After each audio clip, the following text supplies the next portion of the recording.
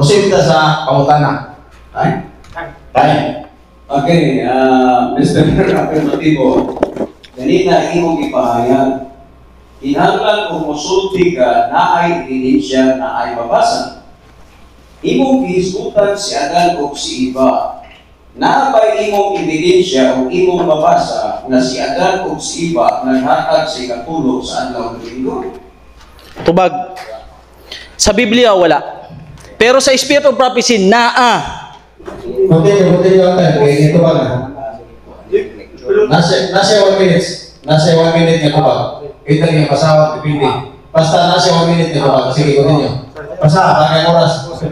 So lagi, walay mabasa sa Biblia. Kay mga 70 Adventist man ta, muba naman ta Spirit of Prophecy, ang tubag walay mabasa direct sa Biblia.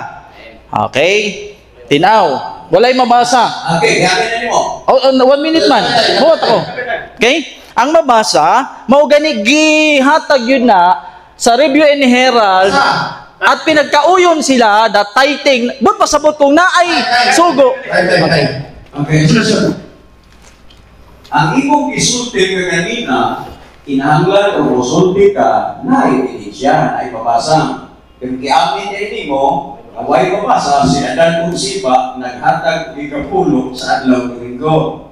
Bukan di kakaiban. Okay, sunod na ko na pangutana. Kaya mo man di ay mabasa nga naghatag sila si Adan kung sipa sa adlaw ng linggo. Sa imong huna-huna ka, si Adan kung sipa, naghatag ni Kapulo, wala. Tubag. Naghatag. Pero diri direct mabasa. Kay wala mo gani na Spirit Prophecy para masabta nato mga kaigsunan nga naghatag sila kay ang tithing system mula kang sa kanila Adan hantod sa atong panahon karon, the same principles existed in the days of Jacob hantod karon. Ang mabasa, walay mabasa sa Biblia, pero mabasa sa Spirit Prophecy nga bisan sa panahon nila Adan. Okay? Okay. Sunod pangutana. Okay, next question. Diin diha sa iskopi mabasa nga sa panahon ni Adan ug Eva dito sa naman sa Eden naghatag sila ipon.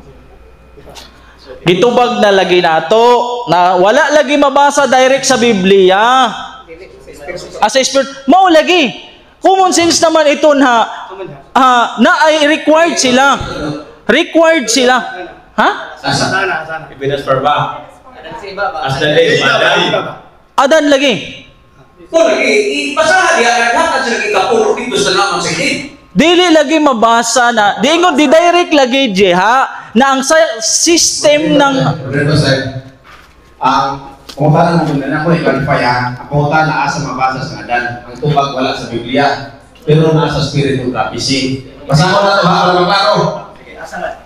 The time is the Lord since the full man. So, kung mga isang kuta na, karosan ng pagkahulog sa tao. Kaya moderator lang ha. Ako ni kamu dipili na sa inyo ha. Pero ato ba sa affirmative magod? Okay, as moderator, nikso nga ni ang iyo ha. Dili imong authority ang pag-clarify sa iyang pamahayag iya na. Ang ako pangutana, diin sa SOP o Spirit of Prophecy, dito sa tanaman sa Eden, si Adan ug si Eva naghatag ni Kapulo. Pero imo naman nag-iamin, di mabasa sa Biblia, di po mabasa sa SOP, ayaw kong basula nga maingon kong namakag ka. Kaya imo ang papatunay, huwag kang patunay. Sobra na niya time. Nag-explain naman good siya, good. Ako lagi, sunod ako kapangutana.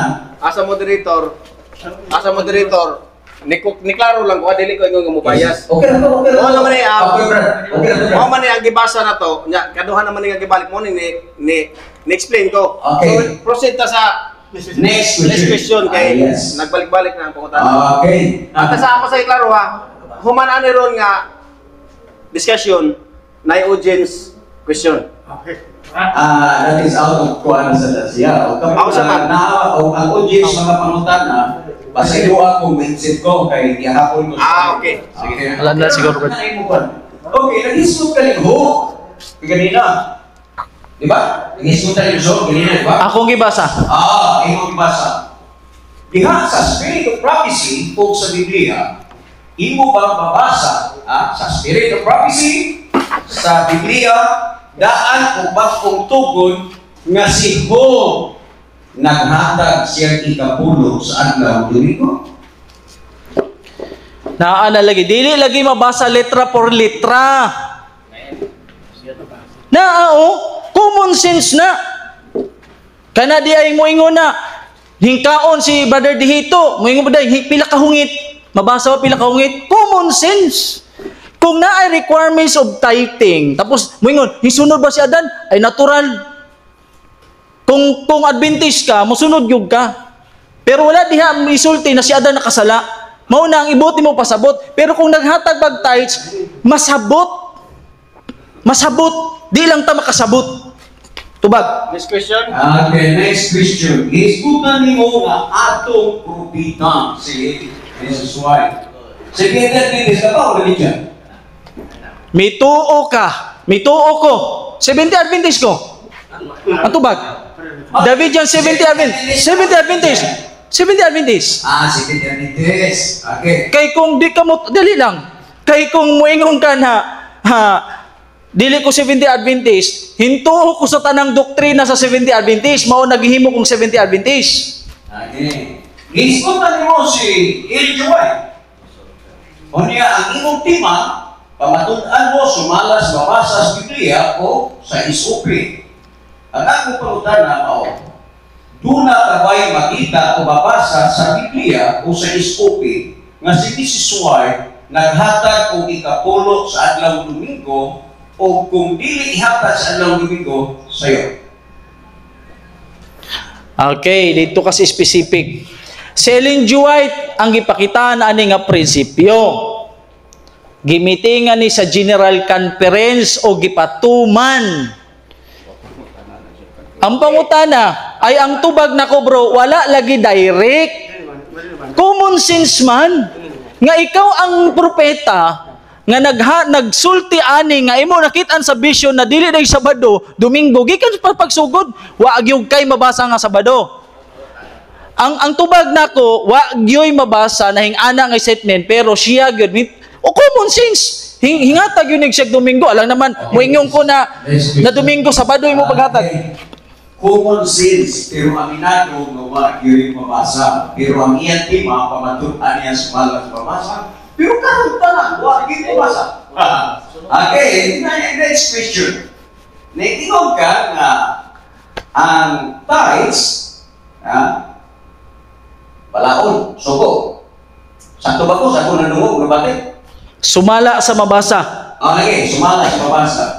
Diin makita o mabasa, kay sumala mo sa mabasa, sa balaod o sugo ng ikapulo ihatag sa adlaw Domingo. O sa balaura na. Ganina akong gibasa, as the law of God. Appeal siya, dili siya appeal sa 10 Commandments, pero ingon na as the law of God, gisama sa law of God. Wala akong maingon 10 Commandments, sugo, as the law of God. Mabasa. Wala lagi tayo mabasa ang problema ng as the law of God. Ang ako, specific ba? Kay mo man ay imong tema. Mao na utanag ko, nag-isgot kag law. Diin kapita sa sugo o sa balaod nga nagsugo nga Domingo yun ang paghatag sa ikapulo. Kapag na, asa kalapit na sa mga balaod o sugo maghatag kung ikapulo sa adlaw Domingo. Kung sa mga teksto, Tubag. Wala lagi mabasa sa Biblia sa teksto. Okay? Wala'y mabasa. Ang mabasa sa Spirit of Prophecy. asawa nato sa Spirit of Prophecy. Okay, babasahon ako, kaya napakoy time. Kaya, the special system of tithing was founded upon a principle which is as enduring as the law of God. As the law of God. Mabasa. Kita isupat, ang tithes, that is the law of God. Mauna-mutana ko nimo, diin sa law of God, nga dunay mandatory command nga ihatag ang ikapulo sa adlaw Domingo. Sige. Tubag mo na lagi ni. Magtuyok-tuyok ta kung kana ra ulit utro imong pangutana. Basahan mo itong... Basahan ko nga ang law of God. I believe nga ang tithes is the law of God. I believe. Ang tubag na ko mao ni. Okay, isa. Kawan ako. But my question is, di dapita sa law of God nga dunay mandatory command nga ikapulo ihatag yun sa Lord dito. Gibasa lagi nato sa Biblia sa unang Korinto 16:2. Okay, tayo. Papa, Okay. Kaganina pa na ng Korinto 16:2, sige amin ni mo way mabasa, karon na anak ko, imong nabasa sa Korinto 16:2. Tubag, ang sugo na ay sugo nga ihatag. Principle. Ang gingon diha principle. Ang mabasa diha as a law of God. Mabasa. Tapos may okay. Okay, sunod pagkutan na. Sa Korinto 16:2, na ay sugo. Diin sa naunang Korinto 16:2, ang sugo nga Domingo ang hatag sa adlaw sa ikapulo. Ang Domingo iya isuti gina bago na nga naa sa sugo. Ikaduha po ang Korinto 16:2 as the law of God. Karon kay ang ikapulo man ang akong pangutana diin diha sa 16:2 ingon nga balaod sa Dios nga ihatag ang ikapulo sa adlaw Domingo. Okay, diba? Permit. Asa daw sa sugo diya sa 2 Corinthians 16 verse 2.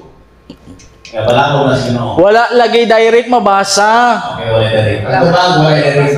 Sa Biblia. Masabot. Okay na.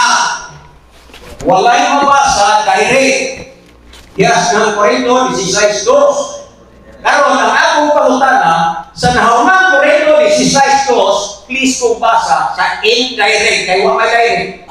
Na ang indirect Nasa verse 1. nga Domingo Ha? paghatag sa ikapulo. Nalagi ang gingon sa maning first day of the week. Okay. Nalagi. Domingo, basa tag Domingo. Ang isputan diha amot dire hinabang.